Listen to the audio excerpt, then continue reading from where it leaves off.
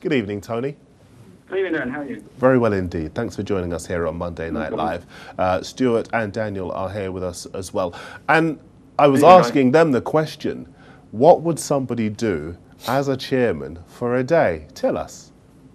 Well, if you're running a third division club, it can be just about any manner of things, to be honest, from organising the kit to getting food for the players, to organising the game itself. And occasionally you actually get to watch the game, which is quite unusual for myself, because normally I'm sitting there thinking, what am I doing next? So you don't see an awful lot of the game to be brutal about it. And a healthy supply of cigars and brandy in the chairman's office?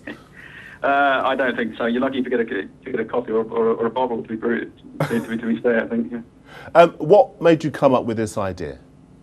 I left the Navy last year after 34 years service, and shortly afterwards got diagnosed with Parkinson's, and the whole world has stopped for me. Obviously I was involved years ago with Brighton, and I've always enjoyed playing football. I've always enjoyed doing sports and that kind of thing. And all of a sudden I couldn't do those kind of things. I now struggle to do buttons and zips and things like that. It's very, very difficult.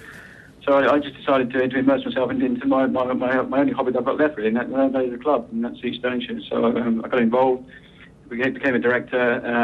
I actually missed a meeting and got voted in as chairman. And the rest is history, as they say. So now it's my whole life, apart from the family, obviously. Tony, how is it going to work? Is it a sealed auction? Is it a silent auction? Are people making their bids up front? How's it going to work?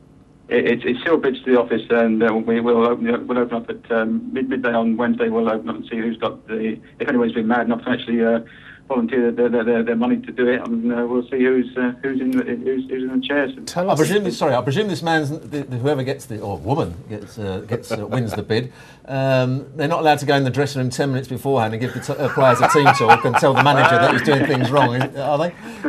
It's probably not the best. Our manager's very, very professional, as is his team.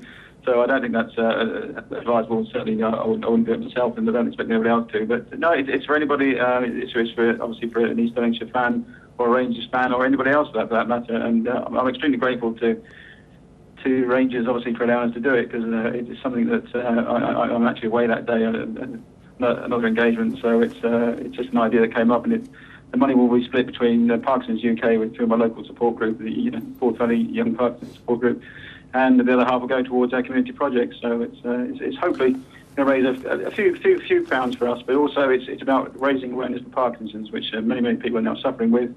I'm 51 years old, and there's lots of people younger than me with Parkinson's, and sadly Bob Hoskins last week was diagnosed. I think just brings it to the fore a bit, Tony, I'm listening to your accent, and it doesn't sound very Scottish. Tell us how you became chairman of East Stirlingshire. Well, I was in the Navy up here. I was based in Scotland and started going through and watching the games occasionally on a Saturday when I was free on a weekend. And you get bitten by the bug, really. It's grassroots football. It's best. It's good, honest endeavour, and there's a passion for it. It's just something you feel obliged to get involved with. It's like a drug, really, I suppose. And you come off the park on a Saturday, windows are draw. You know all the lads as well, so it's a family atmosphere. And you can't beat it. It's the one thing that keeps me positive at the moment. What struck me is that your enthusiasm is quite clearly shines through, and yet you had a tough season last year. You finished bottom of the league. Still infectious for it? Still hungry for it? Yeah, absolutely. We're a fan zone club as of last year. We took on quite a bit of debt, and we had to cut our cloths to pay off the debt, which we've now done. We're now forging ahead with new ideas and hopefully with some renewed vigour and fans, and we'll see how the season pans out. We started a little bit differently on Saturday, but guys are playing. We've done pretty well so far in the Ramsden's Cup. We've got a game tomorrow night at Aquaview, so fingers crossed we might just get a little result tomorrow night as well. And what sort of crowds are you hoping to get this season? What's the average attendance going to be at your ground? Oh, it's huge. We're talking about 400 crowds, but we're hoping again to boost that. We're looking at lots of initiatives to getting the local kids involved as well. We're involved with the schools and that kind of thing. We're trying to grow the fan base like any other club is, but we're trying to do it in a little bit of a positive way as well. Well, I'm thinking that Saturday might be a bit busy. Yeah, you could say that. Yeah, we're actually approaching it from the angle that it's just another league game, but I think the actual object of the game is to try and keep the score down a wee bit. I think, but no, I think in truth, the guys are. No way you're going to be there. Sorry? You thought this one would be a good one to miss? Well, no, listen, I'm absolutely gutted, but I'm actually going to a submarine reunion. I've seen some of the guys there for 30 years, and those guys are getting older like me, so they won't be there forever, but Ibrox will always be there, so I'll catch up later on in the season. Tony, you're not going to be there, but what will your allocation be to get to go to Ibrox? A crowd, I think we're just under 1,000 seats we've been allocated, but I'd like to think we'll sell most of those seats, if not all of them. So it'll be a full house, and a manager went through last week. He said even for an Old Firm game, the noise there last week was just exceptional. The Rangers fans back in their club, and quite rightly so. It's a pleasure to play in front of a huge crowd, and I just hope we have players who are a wee bit younger than the average players who will actually perform today. And I know the boys pretty well. I'm certain they're going to enjoy the day, and just look out for a wee surprise maybe. Are you the wrong question? Are you a professional club? Do the players train every day, and are they professional?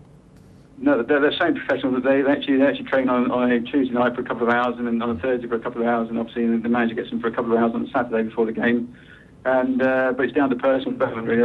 Quite a lot of the guys are going around doing their own fitness training during the week. We've got two training guys who look after their fitness, so we are very professional in the way we approach games. And John Copley and his boys, his staff are up there with the best.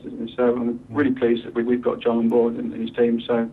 Yeah, we're hoping for a more positive season, and the fact Rangers is around obviously gives us a little bit more cash in the bank, but we'll see how that works. You know? Well, Tony, Rangers got stung last weekend. They really did catch a cold and come back down to earth. How many cliches was that? Yeah, you used a few there. I was more thinking about the comeback down to earth. I thought that they sunk even further into the earth's core. When they played Peterhead last weekend. Yeah, absolutely. The actual manager at Peterhead, Jim, is their old manager, so it was quite ironic that I just fancied the weekend to get a little bit of something out of that game, and they were very unlucky actually. But listen, I think you've got to face facts that Rangers have brought some decent players in, and we are probably the lowest budget in the league, and they've certainly got the highest. So it'll be interesting on Saturday to say the least. Well, we wish you well, Tony. Thanks for coming on, and you've always got an open invitation to us here at Sports Tonight TV. That's very kind. I appreciate your time tonight, because it's all about awareness for Parkinsons, and football's important, but so is Parkinson's UK, and finding a cure for Parkinson's. Thanks very much for that. Good luck to you. Good luck to you, Tony. Take care.